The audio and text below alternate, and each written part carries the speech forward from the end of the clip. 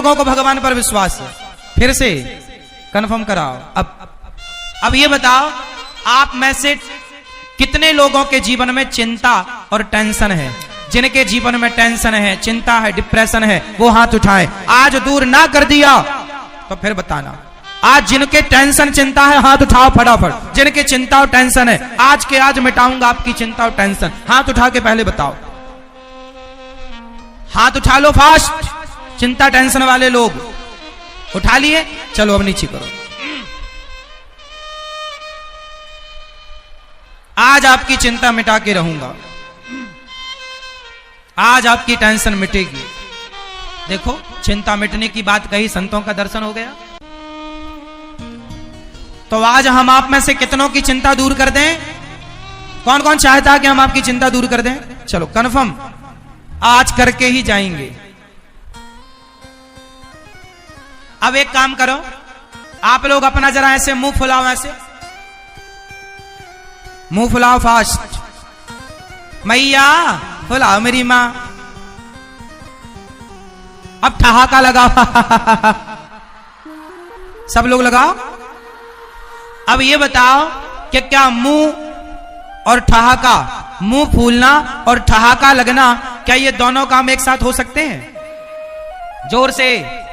क्या मुंह फूलना, ऐसे मुंह भी फूल जाए और ठहाका भी लग जाए, कि ये दोनों काम एक साथ हो सकते हैं? नहीं। तो फिर आपने अभी क्या बताया? हम भगवान पर विश्वास करते हैं, और फिर आपने कहा हमें चिंता है। अरे जिन्हें विश्वास है उन्हें चिंता किस बात की, और जिन्हें चिंता है तो विश्वास कैसा? आप गलत बोल रहे हैं। या तो आपको चिंता है या तो आपको विश्वास है, दोनों नहीं हो सकता। जैसे मुंह फुलाना और ठहाका लगाना दोनों एक साथ नहीं हो सकता, वैसे चिंता और विश्वास एक साथ नहीं हो सकता। अब ये बताओ कि आपको भगवान पर विश्वास है या चिंता है? जोर से एक बात बताएं मेरी मां। आप कहती हो, आप भैया कहते हो हमें चिंता है। अरे भैया, तुम चिंता क्यों करते हो? तुम भगवान का चिंतन करो सही, तुम उनका चिंतन करो तो सही, वो करेंगे तुम्हारी चिंता। तुम क्यों करते हो? सुदामा को कोई चिंता थी क्या? जोर से। सुदामा तो केवल कृष्ण का चिंतन करते थे। सुदामा तो केवल कृष्ण का चिंतन करते थे। सुदामा चिंतन करने की जिम्मेदारी तुम्हारी है। तुम कृष्ण का चिंतन करो। अब कृष्ण की जिम्मेदारी है कि वो तुम्हारी चिंता करेंगे, तुम खुद क्यों करते हो? आप लोग उनका चिंतन करो, वो आपकी चिंता करेंगे। आप कहते हो भगवान पर विश्वास है, आप कहते हैं हमें भगवान पर विश्वास है, और कहते हो चिंता है। ना मेरी मां, जब विश्वास कर लिया तो तेरी मेरी बिगड़ी बनाना तेरा काम है, तेरी चौखट पे आना मेरा काम है, मेरी बिगड़ी बनाना तेरा काम है। प्रभु मैं तो आपका हो गया। जैसे छोटा सा बच्चा कोई चिंता नहीं करता, उसकी चिंता उसकी मां करती है, ऐसे भक्त बनकर शरण में चले जाओ भगवान की। भगवान चिंता करेंगे, आप निश्चिंत रहना। तो आज से चिंता नहीं करेंगे, क्या करेंगे? जोर से, भगवान का चिंतन। और आपके चिंता करने से कुछ ना होगा, विश्वास करो। भगवान सब, वो आप अपना कर्म करो, आगे की जिम्मेदारी भगवान की।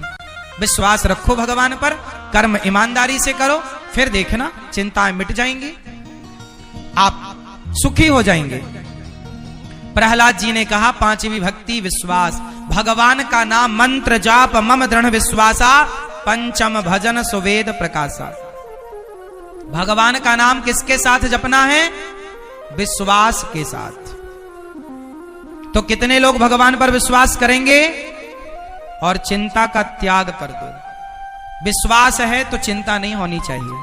आप लोग कहते हो ना विश्वास है, विश्वास नहीं है आपको, आपको तो केवल चिंता है। आप कहते हैं मेरी बेटी का ब्याह कब होगा महाराज, मेरा दुख दूर कब होगा महाराज, मेरा घर कब बनेगा महाराज, मेरा कर्जा कब दूर होगा महाराज, मेरे बेटे की नौकरी कब लगेगी महाराज, मेरे शरीर का दर्द कब ठीक होगा महाराज।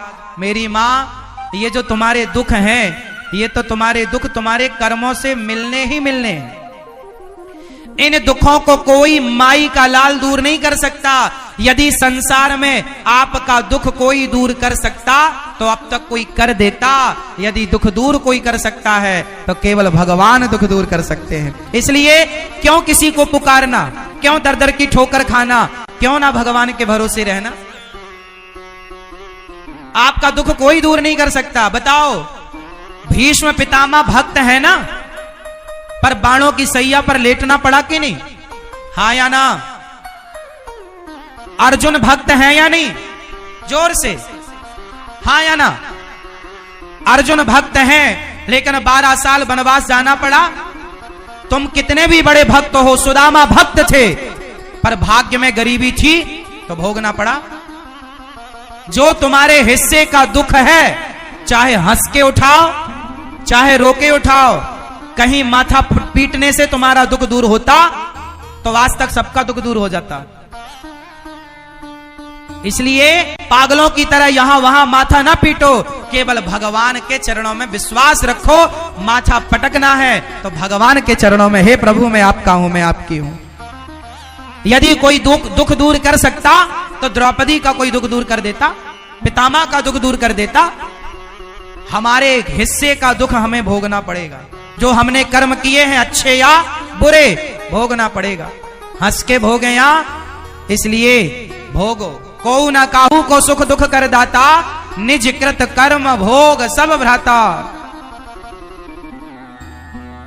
ये ईश्वर की कर्म विधान है। आप लोगों को लगता है कि बाबा जी महाराज जी मंत्र पढ़ दें हमारा दुख दूर हो जाए ना, ऐसा कोई मंत्र नहीं है जिसको पढ़ के आप अपना दुख दूर कर लो। एक ही मंत्र है, केवल कृष्ण नाम, एक राम नाम। राम की शरण में जाओ, भगवान को रोकर पुकारो, वो दुख दूर करेंगे तो दुख दूर होगा। इंसानों के बस की नहीं है। इसलिए भोगना सीखो। हमारे जो दुख हैं वो हमें भोगने हैं। बड़े बड़े संतों ने अपना कष्ट भोगा है,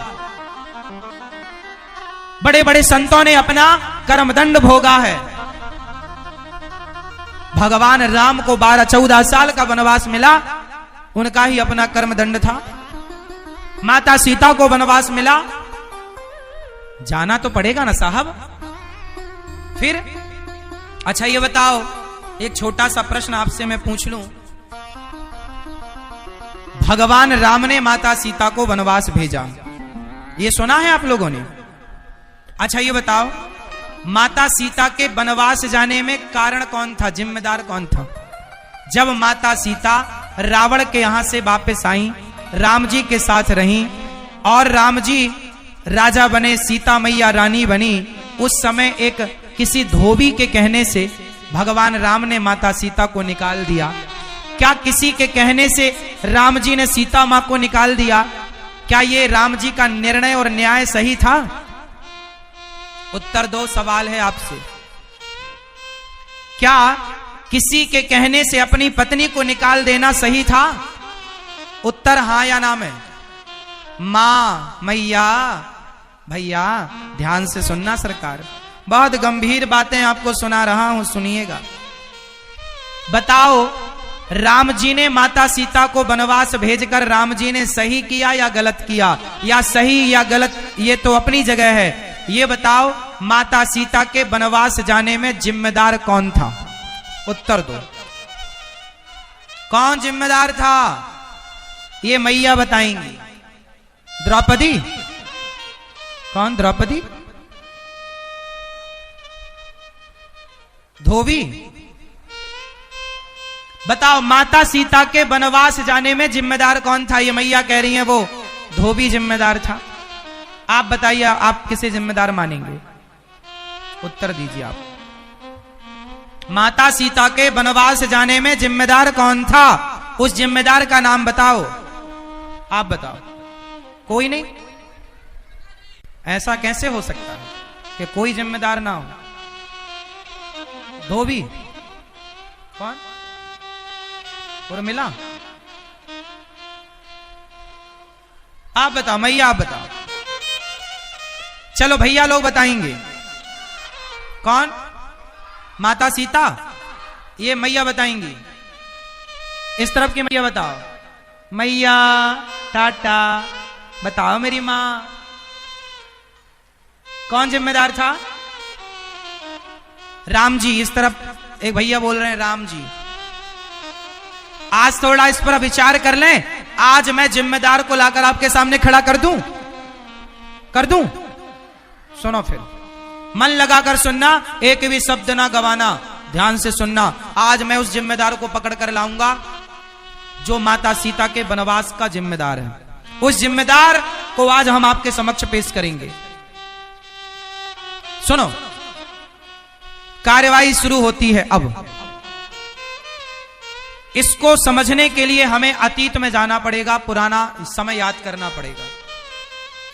चलो वाल्मीकि रामायण से शुरू करते हैं। जब माता सीता गर्भवती हुई, ध्यान से सुनना, एक एक अक्षर, एक एक शब्द। फिर मैं आखिरी में पूछूंगा कि जिम्मेदार कौन, आप लोग पकड़ के लाना उस जिम्मेदार को। हाँ, मैं बता दूंगा पूरी कहानी, लाना आपको है। सुनो, जब भगवान राम राजा थे, सिया जी रानी थी, जब माता गर्भवती हुई, ये उन दिनों की बात है जब माता सीता अयोध्या में राजमहलों में रहती हुई गर्भवती हो गई। तब भगवान राम को माता सीता ने कहा कि प्रभु आप पिता बनने वाले हैं, आपको मैं खुशखबरी देना चाहती हूँ। सीता मैया ने जब कहा कि राम आप पिता बनने वाले हैं, राम जी खुशी से नाचने लगे। आपने बहुत अच्छी सूचना दी। सीते बताओ मैं तुम्हें क्या दूं? रघुकुल रीति सदा चली आई, आज जो मांगोगी आज तुम्हारा राम तुम्हें देगा। माता सीता ने कहा राम यदि आप मुझे देना चाहते हैं, जब सीता मां गर्भवती थी तो उन्होंने राम जी से मांगा। क्या मांगा? राम जी ने कहा कुछ मांग लो। सीता मां ने मांगा कि जब आप देना ही चाहते हैं तो आप मुझे वनवास दे दीजिए। सीता मैया ने मांगा। क्यों? सीता मैया ने कहा कि मेरे जो बच्चे हैं यदि वो संतों की कुटिया में जन्म लेंगे तो संतों के संस्कार बच्चों पर आएंगे, इसलिए मैं संतों के आश्रमों में अपने बच्चे को जन्म देना चाहती हूं, ये राजमहलों में जन्म नहीं देना चाहती। ये बात किसने कही थी? माता सीता ने। कहां लिखी है ये बात? वाल्मीकि रामायण में ये बात लिखी है। माता सीता ने खुद कहा राम जी से कि मुझे संतों के आश्रमों में अपने पुत्र को जन्म देना, ताकि हमारे बच्चे के संस्कार कैसे हो? संतों जैसे। ये माता सीता ने। अब दूसरी बात पर आते हैं। जब राम जी ने माता सीता से सुना कि वनवास मांग रही है माता सीता, तो राम जी चुप कर गए, कुछ नहीं बोला। कुछ दिन बाद एक आवाज सुनाई पड़ी। एक धोबी की पत्नी अयोध्या में काम करने आती थी। रात्रि को वो एक केवट के यहां पर रात्रि को रुक गई, क्योंकि केवट नाव से पार नहीं लगा सकता था, पानी गिर रहा था। सवेरे जब धोबी की पत्नी गई तो धोबी भाई ने कहा कहां थी रात भर? बोली पानी गिरने लगा, नाव रात को चल नहीं सकती थी तो मैं कुटिया पर रुक गई, केवट भैया की कुटिया पर, उनकी पत्नी के संग में थी। धोबी बोला मैं कोई राम थोड़ी हूं जो पराये पुरुष के पास पत्नी रहे और उसे स्वीकार कर ले, मैं तुम्हें स्वीकार नहीं करूंगा। लो भैया, राम पर ये उंगली उठनी स्टार्ट हो गई। ये बात जब माता सीता और राम जी तक आई तो राम जी ने कुछ निर्णय लिया। सारी अयोध्या में एक आवाज थी कि सीता मैया रावण के पास रहकर आई हैं, यह अयोध्या की महारानी बनने के लायक नहीं है। लोगों ने कहा क्या इन्होंने परीक्षा दी, अग्नि परीक्षा दी? लोगों ने बताया कि लंका से आते समय दी थी। लोगों ने कहा हमने थोड़ी देखी थी। अब लो भैया, अब राम जी धर्म संकट में आ गए। राम जी केवल सीता मां के पति नहीं थे, राम जी अयोध्या के राजा थे। और आपसे एक सवाल पूछूंगा, राजा का धर्म क्या है? प्रजा की बात मानना या परिवार की बात मानना? जोर से। राजा का धर्म है प्रजा की बात मानना। तो राम जी ने प्रजा की बात मानी और सीता मां को कहा कि आपने तो बोला ही था कि मुझे वनवास जाना है, तो आपका भी काम हो जाएगा, आपका भी वचन पूरा हो जाएगा और प्रजा की भी संतुष्टि हो जाएगी। सीता वही करो जिससे प्रजा का हित हो। तब सीता मां ने स्वयं ने निर्णय लिया और राम जी ने कोई वनवास में छोड़ा नहीं था। प्रॉपरली लेकर लक्ष्मण जी गए और प्रॉपर श्री वाल्मीकि जी के आश्रम में छोड़कर आए। और ये वाल्मीकि जी के आश्रम में सीता मैया 14 वर्ष के वनवास के दौरान भी रह चुकी थी। वहां का अनुभव था माता सीता को। तो ये माता सीता का वनवास, इसमें राम जी क्या जिम्मेदार हैं? राम जी की प्रजा कह रही है, तो राजा का धर्म है प्रजा की बात सुनना, और राम जी ने वही किया।